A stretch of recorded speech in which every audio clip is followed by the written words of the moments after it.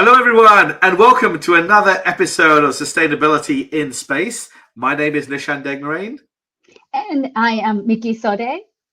And today we are delighted to have a very exciting podcast with a very special guest, all the way from Singapore, Johnathan Hung. So let's welcome Johnathan.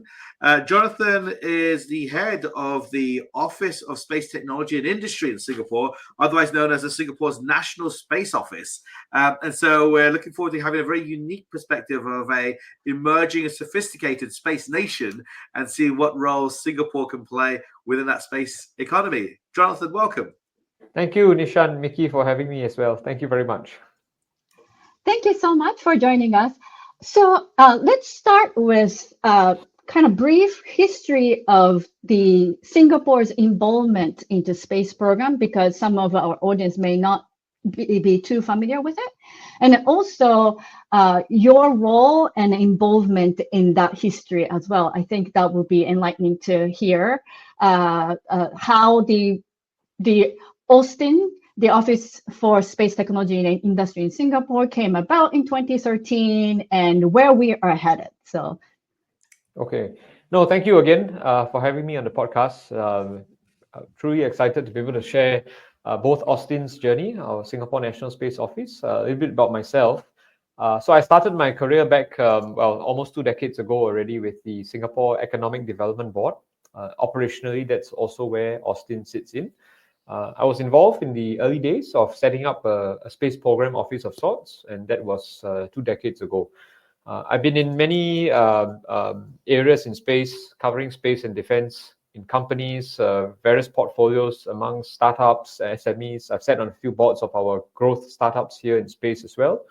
And it's always been a passion of mine. And most recently, I served as the executive chairman of our space industry body as well, before coming back to head up the office in November 2023.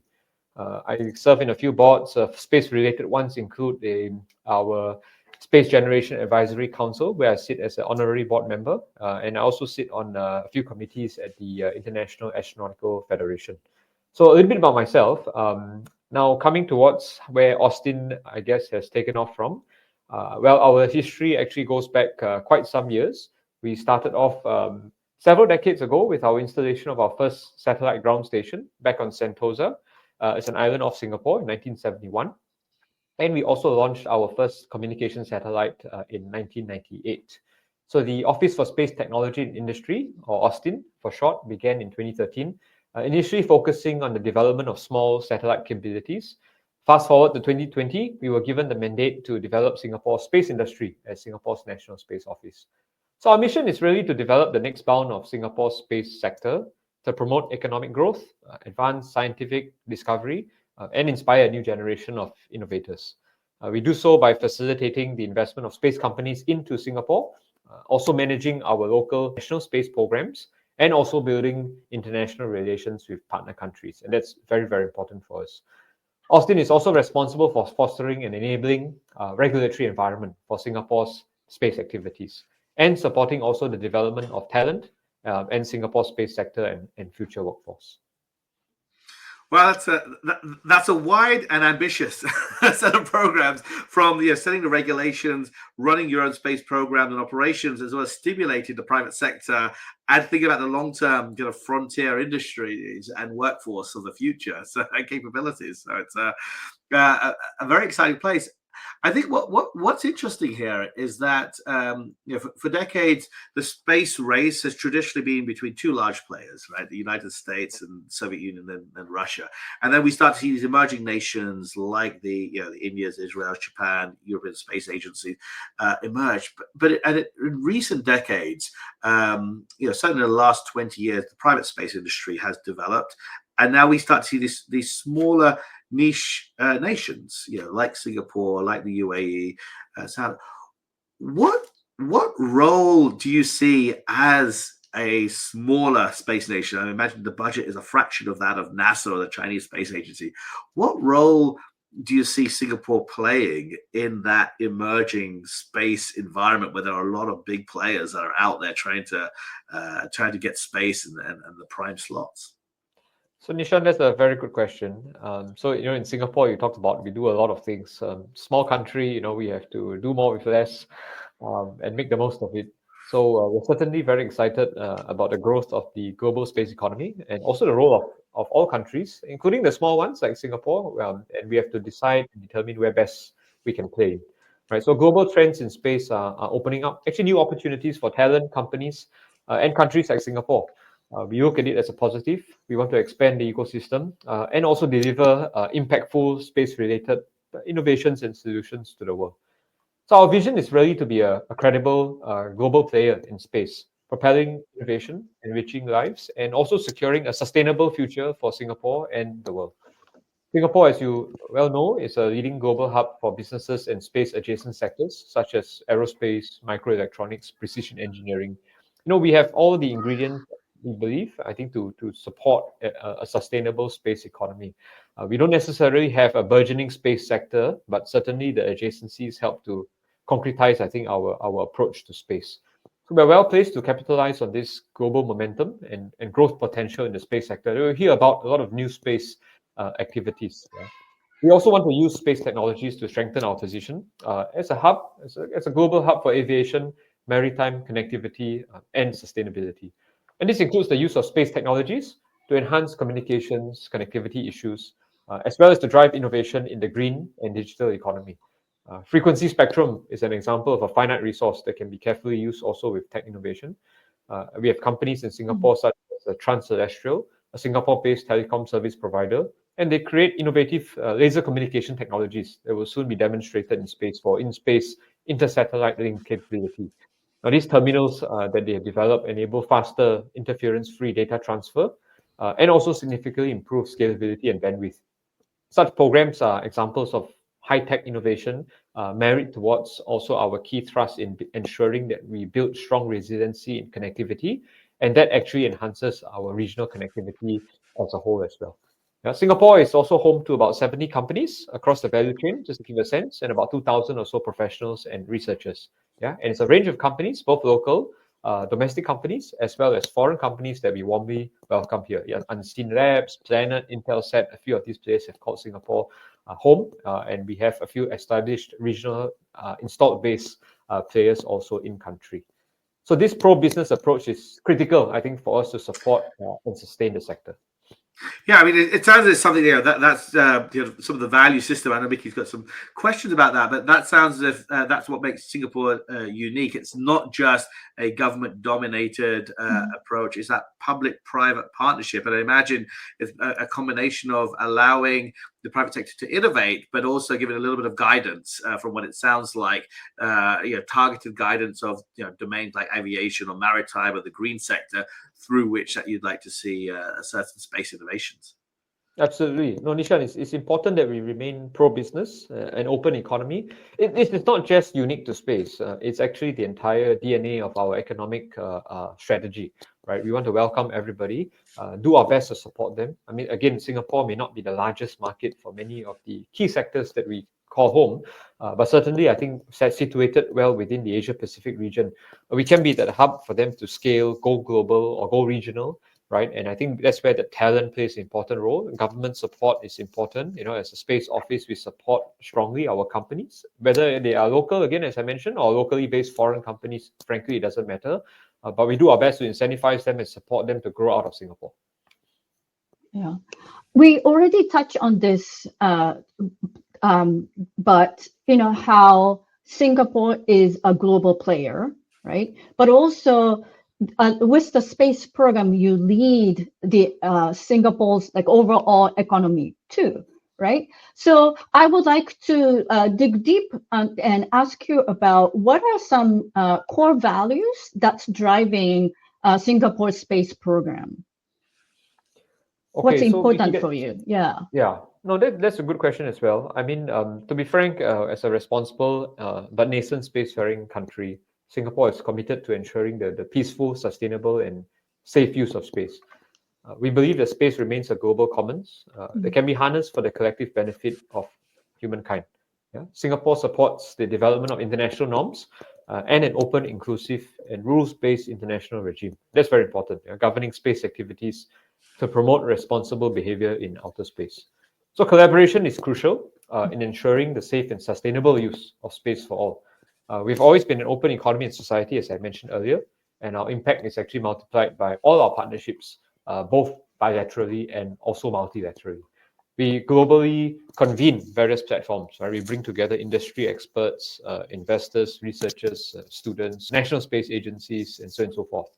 Anyone interested in having a dialogue with us or with partners around the world, right? And as a hub, I guess we foster these space collaborations across the public-private sector nexus, and we will continue to support them all. Actually, on that note, we also happy to share that we co-hosted 2 workshops with the Secure World Foundation on long-term sustainability in October 2024 and space traffic management just in February 2025. And that also helped to reach out to all our regional friends in the region. Yeah. And so this is interesting, in an interesting moment in history, right, where there are kind of fracturing multilateral relations. There is that core set of values around collaboration, openness, that awareness, education that's needed. Singapore has played a pivotal role in many other verticals in the global economy, right? As you mentioned, aviation, maritime, finance, in terms of a business and regional business hub. And so, how do you see your role as a space, as a national space agency, national space office, as a regulator? Are there ways that you've influenced the space economy to be more sustainable rather than extractive? To, as you mentioned, kind of look at the rules-based approach. Is that something that Singapore has actively managed, or you found that naturally a lot of space companies have tried to gravitate towards some of the right sort of norms that align with your values? Well, I mean, Nishan, that's also something that we try to at least innovate or ideate on a day-to-day basis. I mean, we certainly adhere to a rules-based infrastructure, and I think companies here certainly recognize this. It's an evolving process. We don't want to over-regulate. At the same time, we want to make sure that we remain open. Yeah. So it's always this struggle, I think, between the two. But open communication is important with the companies. We work very closely with our space agencies in the region and globally as well. Identify best practices, determine, I guess, what works and what doesn't. We also try our best to crystal ball into the future to see where are areas that we can place our bets in. So these areas, I think, are things that we truly study and try our very best to be a home for talent, for innovation, for all our companies and organizations that want to work with us. As a regulator, or I guess as a national space organization in country, we are responsible for the growth of the sector, and be it whether it is in G2G or in B2B sectors. I mean, all these to us is very important as they make up the whole core foundation of what makes Singapore work. For space in particular, it's again we don't have a burgeoning domestic sector, but we play to our strengths. We talk about aerospace, maritime connectivity.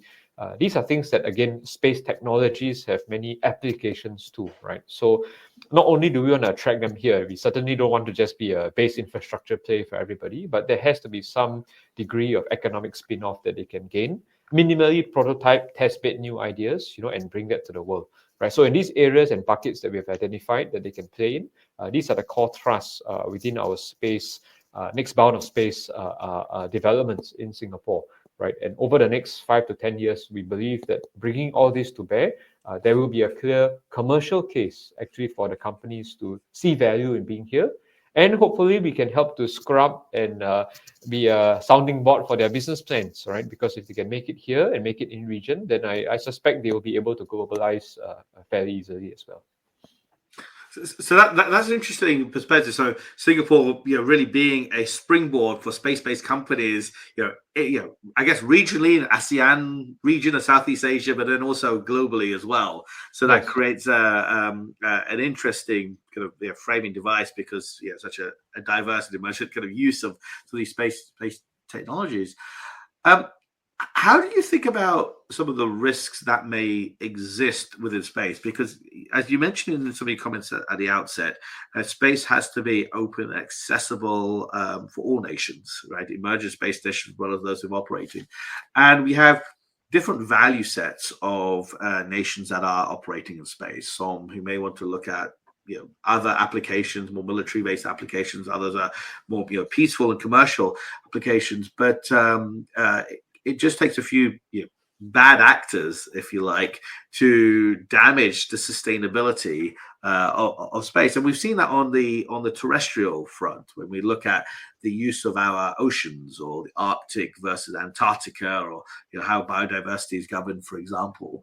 The current space frameworks are based on UN treaties that have been around for maybe half a century before a lot of development have been in place, and there are these new emerging accords that have been signed.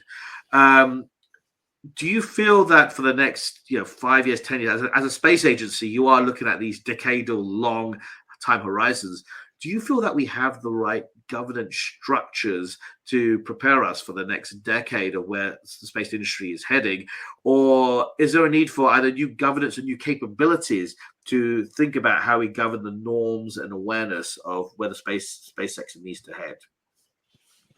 Okay, so Nishan, maybe I start off by sharing that first and foremost, I think Singapore actively participates in various multilateral fora, such as the United Nations Committee on Outer Peaceful Uses of Outer Space, UN COPUOS, the Artemis Accords meetings, as well as the World Radio Communications Conference, WRC, organized by the UN's International Telecommunications Union, ITU.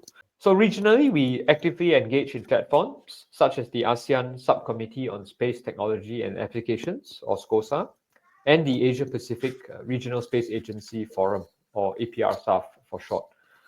Singapore joined the COPUOS in 2019, and SCOSA also seeks to formulate the framework for enhancing collaboration in space technology and applications. Now, all these platforms are critical. We host some of these sessions and convene them. For example, we hosted the 33rd meeting of the ASEAN SCOSA in 2024, just last year. It was an important platform because we helped to actually bring together the region, and also brought them overseas to the International Astronautical Congress right after. So we signed the Artemis Accords in 2022 as the 18th signatory, and we believe that the Accords provides a useful framework for guiding cooperation on space exploration, right, to ensure its conduct in a safe, sustainable, and transparent manner. Right. Singapore supports the voluntary implementation of the guidelines on the long-term sustainability of outer space, or the LTS guidelines. Right. Support of the international community is important to preserve the long-term sustainability of space for emerging spacefaring and small states.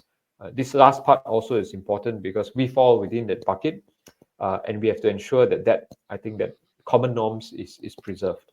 Right? Space is a global resource and really doesn't just belong to only the bigger players. It's also important for the voices of small countries and emerging spacefaring nations to be heard, and their rights also to be preserved. So actually, collective space governance is crucial, right? Amongst all the existing fora, right? As more players, more public-private, players emerge, and these important dialogues do have to take place. I think most importantly, these conversations at this fora is critical, where everybody, I guess, has a chance to be heard. Perspectives are heard and heeded, right? And these institutional frameworks will certainly adapt and certainly also evolve over time. Yeah, well, I can see it's very powerful for nations like Singapore, which aren't as large as perhaps the US or China, with differing kind of value stakes, to come in and be this convening or this hosting or this neutral platforms to have these discussions. Because when we start to see all the trends such as exponential technological trends, the role of artificial intelligence and advanced robotics and propulsion systems that will allow us to do more with space, the emergence of a range of private sector actors, those that are government backed from certain nations, others which are more private sector entrepreneurial from other nations, possibly even more high risk from other nations, and then the rise of new emergent spacefaring nations.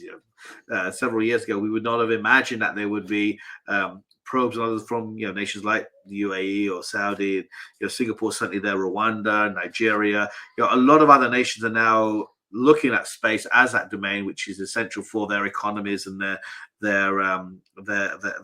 political economy to also progress. And so with that, it sounds as if there is a need for evolution, there is a need for hosting or building these capabilities, and it's actually a unique position that a nation like Singapore could take, especially with its value set around openness and collaboration, and the bridge between some of the kind of larger nations that might be there.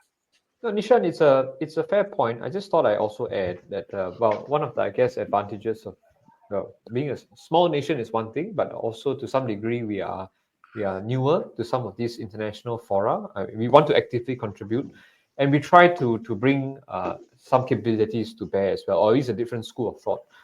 Policy perspectives are important, and we certainly are aligned with our partners and our member states on key policies across, for example, LTS, various other sustainability guidelines and support infrastructure that all countries should support in general. But to substantiate some of our positions as well, or at least to bring to bear some of these capabilities we talked about, one thing we're doing more of is also doing more technical exchanges, right? So although, a lot of these traditional platforms have been very policy centric, I see a lot more technical exchanges happening on the sidelines, right? In fact, more and more so that sometimes they become more frontline conversations. Singapore is home to a lot of technical research and talent. Our institutes of higher learning and research institutes are not bad, and I think they do have a decent showing across the world. And this is something that we try to advocate. We bring up our technical experts to these platforms so that they also can provide perspectives. It's important that these capabilities and technologies are well understood, right? And I think that is a base, again, for people to develop new ideas and perspectives.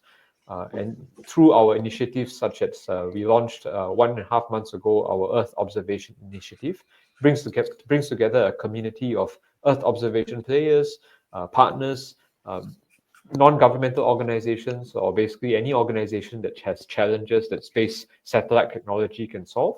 Bring this community together and solve real-world problems. So this whole initiative, with our founding, 15 members and partners, we are proliferating and sharing that, hey, if you need downstream applications or analysis of satellite data for a whole range of needs, from disaster management to disease monitoring, food security, food resiliency, or climate watch, if our research institutes have those capabilities and an analysis already done, we're happy to share that and bring that to bear, deploy our assets to support countries, in particular within maybe the equatorial belt first, because that's where we are, and also the larger Asia Pacific region. So things like that are examples of capabilities or initiatives that we would like to wholeheartedly share with the community, again, so that we can bridge the gap, between actual understanding of what can be done and delivered, together with closing the gap with policy decisions.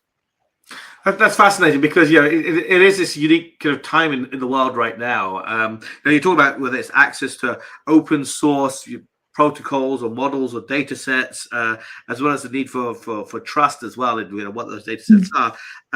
But that importance of soft levers is something that we're hearing more and more about. It's not just about the hard influence of regulation that's there, but the technical exchange, the educational exchange, the awareness that you could have these free-flowing dialogues between private sector operators. Now, that's not around collusion, but it's about technical, sharing, education, awareness exchanges, and particularly at a time where we're seeing this kind of fragmentation, the defunding of certain Earth observation institutes from NASA, which had some of the largest budgets. It does create new opportunities for emergent space nations to step in, develop capabilities along the entire value chain, from observation to modeling to end use applications like insurance, for example, that could actually fare well for nations like Singapore to step in and expand their space economies. No, certainly. I think these are areas and adjacencies, as you mentioned, that are critical. I mean, Singapore is also a finance hub. We want to make sure that we play to our strengths, as I mentioned earlier. Securing that sector also to some degree requires space technologies. I'll give you an example. I mean, secured communications is a mainstay, and we have to think a little further as well. We have companies that play in the quantum key distribution space, securing next generation communications via quantum technologies. Right. So one of our local companies, Spectral, actually is developing those quantum payloads, and they themselves, work together with our banks, our authorities within the finance sector, and not just within Singapore, cross-border, because it really is cross-border, intercontinental transactions that will require security in the future. And this then applies to any kind of sensitive data that I guess, data privacy is going to be the heart and soul of what we discuss, I guess, in the next decade or so. And those intercontinental platforms, right, require satellite technologies, right? So these are things that we try and build ground up. We know there's a market need, end of the day, and we try our very best to encourage such advances, even though at an early stage. And this requires, again, heavy lifting from the government from day one. We're prepared to support this. The National Space Office actually disperses funds through our Space Technology and Development Program fund. It's an STDP fund. It's an R&D fund that goes to our companies and also to our institutes of higher learning for next generation capabilities. We announced, again, just recently, earlier this year, a top-up of 60 million Singapore dollars, and that adds on to the earlier $150 million that we pumped into our sector for R&D over the last 5 years or so. These things are areas that we bet in, and we ensure that our public-private sector partnerships not just do work within domestic Singapore, but we highly encourage them to also find like-minded partners overseas, right? Bridges that we have, Austin has actually driven and partnered. We have countries that we have MOUs with their space agency counterparts. Actually, that's quite a diverse field. And we certainly encourage both researchers, industry, and all partners around them to support these efforts. Before wrap up, I have a question. Earlier, you mentioned about your involvement to SGAC as well as enforcing and encouraging the future workforce is one of the important component or the tenet of Austin. Can you tell us a little bit more about that? Well, capacity building is important. It stretches across the whole realm. It depends on who you ask. Some people say it's university-led. Some goes all the way down to our preschoolers. But certainly we look at the universities, at least the tertiary institutions first. We try to support all kinds of innovation that they're proposing to us. Many wild ideas, but we encourage them all. We have universities today and even high schools that have launched satellites. Those things are ready, I think, to us, the early stages of building up that talent pipeline. We try to go earlier as well. Outreach is important. But most importantly, I think we want to drive awareness and allow a lot of our young students access to industry. We have a vibrant startup ecosystem, which also helps. To be quite honest, the kids today don't listen to me. They listen to the startup founders and tech founders that are very excited about space, and actually they are the best to evangelize it. We do encourage those activities, and I think it's important that, again, as a national organization and National Space Office, we provide not just real-world problems for them to solve, but programs for them to be part of. And these programs are not just space programs, right? We want them to understand that space cuts across all the adjacencies that we spoke about. And this is something that we bring to the table and expose our younger generation to, right? That space actually is cross-cutting, diffuses into a range of industries. So, there are good jobs, in the space domain, and we encourage everybody to strive for it. So these are things that we do encourage on a day-to-day basis. Yeah, and I could tell that how we talked about adjacency too, but like from activities like that from even high school or earlier, young aspiring students could feel that there is a role for them to play in the future space, and then that is encouraging for them to participate more, study more, and then make a contribution to not only to Singapore's space program, but to the global economy as well. So that's right. No, Miki, you're right. We don't focus just on, well, to be honest, there's no pure space engineer. A lot of our satellite engineers come from, a mixed bag of engineering, right? I mean, electronics, mechanical, systems engineers, so it's across the board. The sciences, and a space program requires, the best in many fields. You need good communicators, you need policy, legal experts, you need medical professionals. So actually, to us, we see space as really a pinnacle, right, of success for a lot of these young students and, again, the talent pipeline. if they can certainly achieve what they're doing in their domains, we warmly welcome them to contribute in the space sector. For the technical guys, I think being in STEM is important. It again supports our whole STEM foundation in Singapore that allows that technical innovation expertise to be born out of and supporting again our global economy. But whatever they're doing, I think it's important for us to encourage. And as we have seen, the space programs, especially the larger complex partnerships that we want to be part of, international programs, require people from all walks of life. Yeah, so this is something that we want to encourage, so that we get the best options, I guess, that we can provide again for our next generation of budding scientists, engineers, space entrepreneurs. Super. Excellent. I mean, Johnathan, I feel we could go on forever. We've come to the end of our time, but this has been a fascinating discussion, a fascinating insight to how Singapore thinks about its space economy. I mean, we've covered topics from the importance of partnership, the role of government, which is particularly unique in Singapore, that public-private partnership, which is very special. Think about the value system, about rules-based order, the importance of the private sector, the peaceful use of space, and the various accords that Singapore has signed, which is important. And it shows an orderly development of the space economy is something which is crucial for Singapore, but also thinking internationally as well. And it's great to see your mind traveling internationally. You touched on the sophistication of the programs and what the National Space Office does in terms of setting the right R&D program, investing in R&D, but thinking about the adjacencies with other sectors like finance and providing that guided influence to some of the early stage startups in the space economy, which is important as well to look at, the agency with maritime, aviation, finance, for example.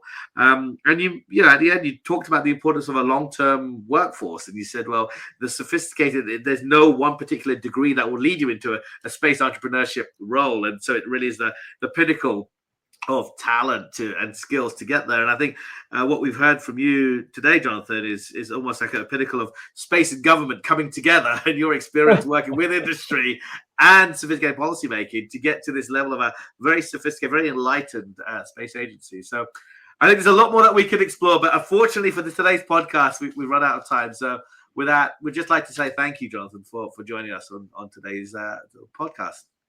Thank you so much. Nishan. Thank you, Miki. Thank you for having me. Thank you very much. Thank you.